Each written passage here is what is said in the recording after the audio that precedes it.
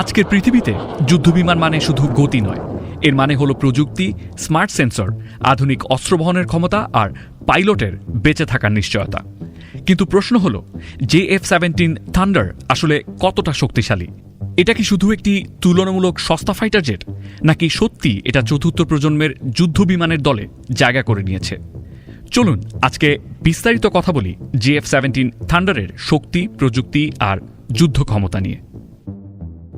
JF-17 thunder হল একটি হালকা ও মাল্টি রোল ফাইটার জেট, যেটা তৈরি হয়েছে পাকিস্তান ও চীনের যৌথ উদ্যোগে। এই যুদ্ধবিমানটি সব ধরনের আবহাওয়ায় উঠতে পারে, দিন ও রাত দুই সময় যুদ্ধ করতে পারে, আকাশের যুদ্ধ এবং ভূমিতে আঘাত দুটোতেই সক্ষম। মূলত পুরনো যুদ্ধবিমান বদলানোর জন্যই পাকিস্তান এয়ারফোর্স JF-17কে তাদের প্রধান প্ল্যাটফর্ম বানিয়েছে। JF-17 এর যাত্রা শুরু হয় 2003 সালে। এই মডেলের প্রথম যুদ্ধবিমানটি উড়েছিল 2003 সালের অগস্টে।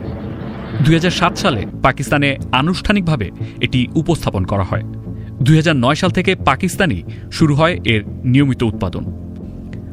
আজ পর্যন্ত এই যুদ্ধবিমানটির ব্লক 1, ব্লক 2 এবং ব্লক 3 এই 3টি সংস্করণ তৈরি হয়েছে। বর্তমানে পাকিস্তান এয়ারফোর্সের 7টি স্কোয়াড্রন JF-17 ব্যবহার করছে।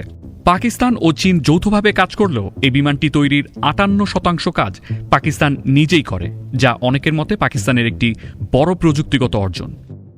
JF-17 আকারে ছোট হলেও ডিজাইনের দিক থেকে একে স্মার্ট বলেই